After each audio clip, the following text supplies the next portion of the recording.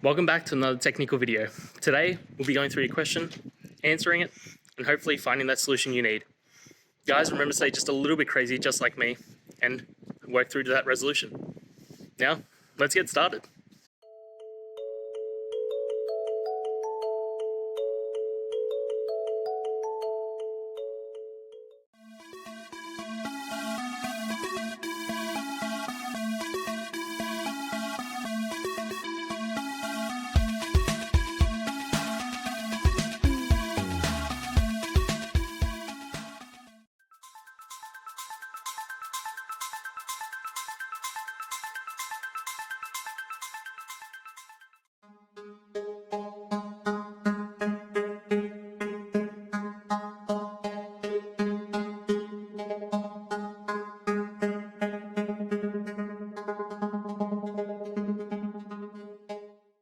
And that's it, guys. We've gone through, found the solutions, and hopefully answered your query.